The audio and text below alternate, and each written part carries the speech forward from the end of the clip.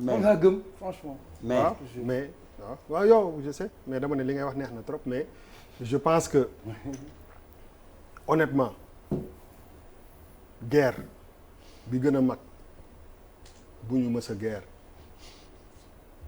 bu dëkk yu mel ni Sénégal mës a guerre bii moo ci ëpp doole.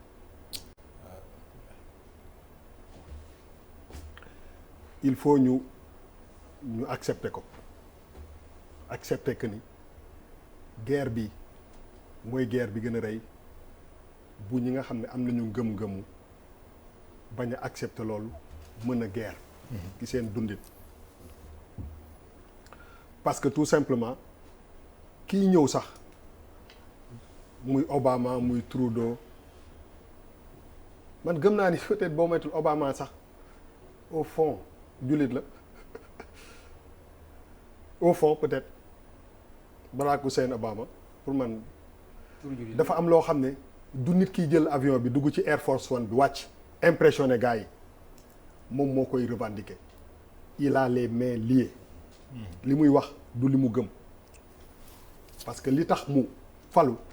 condition yooyu def ci bokk et mënuñu arrêter géej ak ay loxo parce que géej la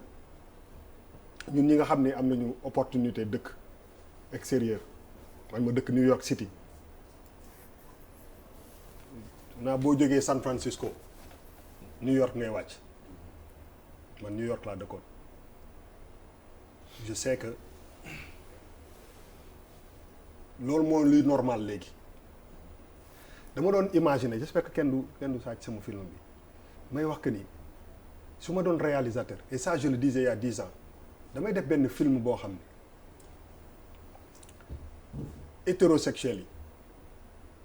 ñoom ñooy jéem a adapté wu ci monde gars yi ça veut dire que le truc à l'envers te boobu mat na 10 ans c'est très fort c'est très fort ba nga xam ne même quand tu prends la parole pour en parler tu cours un risque asumaak kii porté wala ñi porté ce combat il faut qu'on l'accepte te yii ay documents la c'est vrai que recherche bi am na ci dara mais yoon yi dafa bëri parce que frontières yi malheureusement di fi armée bi nekk rek yor seen i gobar ak jaasi ak seen i char de combat di ko garder wala douanier yi taxaw fa jamono bi mu àddina moo ubbeeku frontières yi ubbeeku et loolu il faut ñu accepter que risque bi nga xam ne moom la ñuy courir du li Papis wax du ay affaire du président moo koy signé ak dara même ci suñu façon d'être des fois da ngay am na nooy solo sax te yow tu ne te rends pas compte que tu participes à ça te yow xamoo ko. fu jamono toll man fu mu ne boo ma sololee yëre damay bëgg mu xaw a kii bii sax tey dama ne waa ji benn taay non dëgg la tey dama lay jox benn exemple. non dafa waxtaan bi dafa am solo tey dama yeewu suba ma génn yëre bi bu bees la ma ne mais bi ma ko solee ma ne mais masse daf ma def une taille en dessus. oui dafa xaw a. daf ma xaw a ample tuuti. et je ne me rends même pas compte de ça. te loolu donc dafa bëri tey jii nii ñun suñu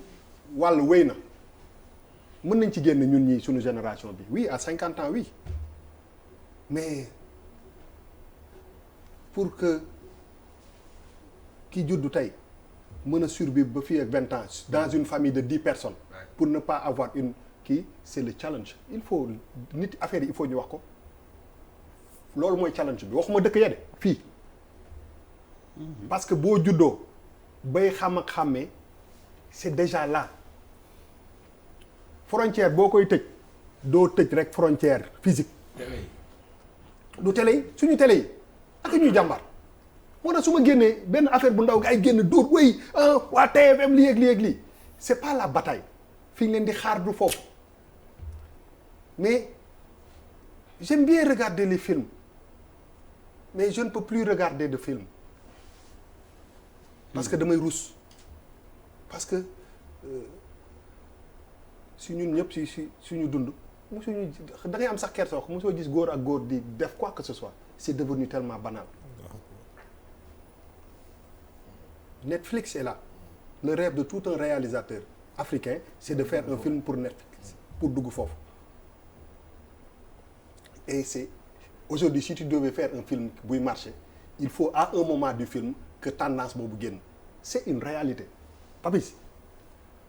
c'est pas le fait pour man affaire bi dootul ay affaire ay constitution parce que ñun aussi bu ñu juddoo ñaari mbir la ñu am constitution dafay nekk ni diine nekk ni constitution mi ngi nii diine nekk ni Papis tey jii nii sa constitution ak sa diine bu la gënal. diine. moo la gënal. waaw sa diine daf ko dàq. macha allah. sa constitution ubbi ko problème bi njëkk a am mooy ñii seen xeex bi mën nañ ci wét on parle de démocratie aisance bi sama waynde jàng mi di am si wax ci avion beeg affaire yooyu il faut que tout le monde ait l'honnêteté les hommes politiques ni ñëpp apportent des problèmes bi wax ci liñ ci xalaat. C'est important. waaw non mais attends rek non mais fu ma non xam nga waaw non xam nga fan laa doon waxee dama bëgg a wax ni que ni c'est une réalité. Aujourd'hui tey fii ñu toll nii ñi nga xam ne ñoom acquis démocratique yi ñu am fii on a eu ñaata alternance ci réew mi. deux ñaan pays ci sous-région bi ñoo xam ne ay alternance. à part le ñan ñoo joué rôle bi ëpp importance si alternance yi c'est la société civile ñooñu la gars yi njëkk a feere tey jii nii boo nekkee benn organisation société civile bu ci gën a bëri 90% je pèse mes mots mais munoo wax lu bëri ci mbir mi. Parce que bis boobu ngay perte. Financement. Est-ce que notre société civile s'est reposée sur li ñu am ñun comme pour xeex suñu démocratie peut-être que erreur boobu dañ ko def bu yàgg parce que la société civile a besoin de moyens et malheureusement suñu état yi ak suñu régime yi màgguñu màgg boo xam ne dañu war a dooleel société civile pour que démocratie dund donc la société civile est obligée d'aller chercher de l'argent ci extérieur même si profilage bi des gens qui travaillent dans le moom laa ne tukki nañu liggéey nañoo ñu bëri même ci profilage bi il y a une façon d'être qui est devenue loo xam ne mooy li Yérim doon wax dafa laal économie dafa laal lépp damay gis lu bëri ma ne je regarde des footballeurs ndeysaan qui font notre fierté jouer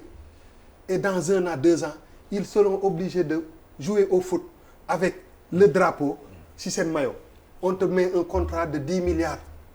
et tu convoques ta foi tu convoques c'est éthique mais tu convoques la survie de ta famille qu'est-ce que tu vas faire il y a une coupe du monde qui va se passer au Qatar qu'est-ce qui va se passer c'est une réalité il faut que ñu comprendre que ni on est en face de quelque chose boo xam ne quel que soit nu mu demee rëy na dis na damay wax tout le temps que ni lan la puissance yi nekk ci àddina bi di xeexee Amérique lan lay xeexee ak Iran ay lan sanction kese mais sanction yi la ñuy indi Iran tey bu ko Amérique mën a neutraliser day tëj sanction yi dëkk Amérique day Russie sax bu amee moom problème sanctionné ko wala Chine sanction mais sanction yi tey jii nii tu vas te retrouver à répondre à devoir répondre à des questions basiques yoo xam ne moo lay permettre ngay def quoi que ce soit en dehors de ton territoire même pour voyager ces questions-là elles vont arriver et tu vas devoir répondre tu vas convoquer ta foi et tu vas convoquer leneen ta survie c'est très difficile et tey jii nii pour ñi nga xam ne ñoo gën a nekk ndaw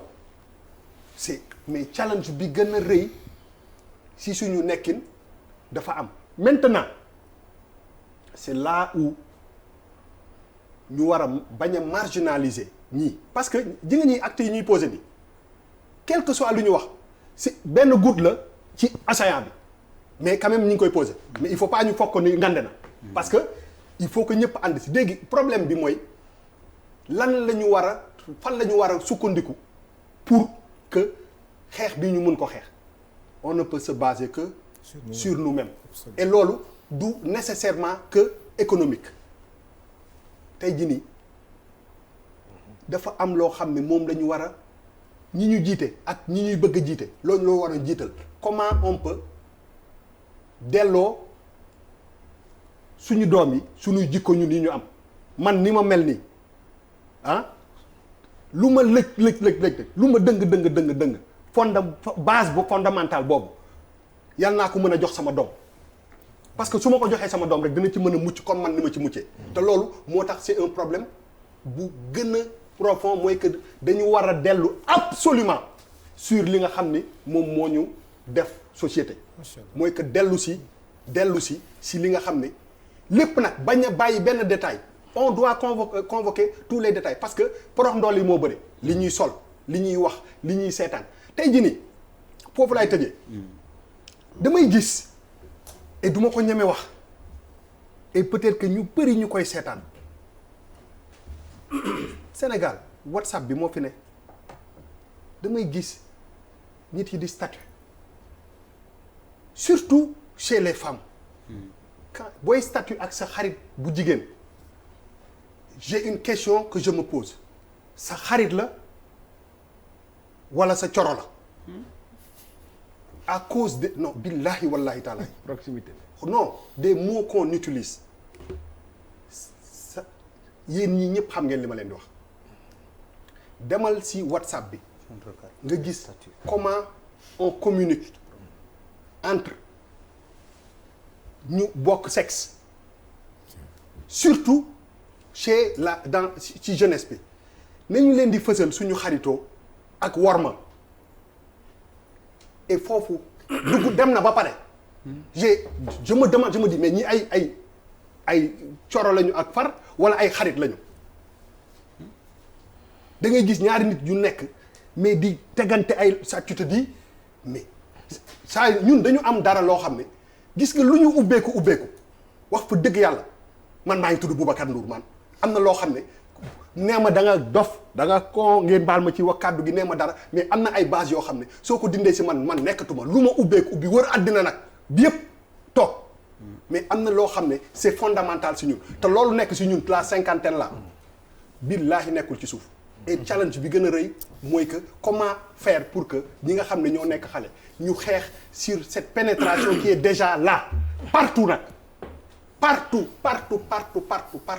lépp ma nga fa donc je pense que ñun ñi ñëpp on doit lii moom bu dee pétrole am na gaz am na lépp am na ni mu nekkee priorité lii mooy priorité parce que demain bu ñu yeewoo dafay peut-être trop tard te doo ci mën dara parce que di nga toog bu bëgg a lekk te doo ko mën parce que da nga nay xoj. waaw d'ailleurs nañu yàlla musal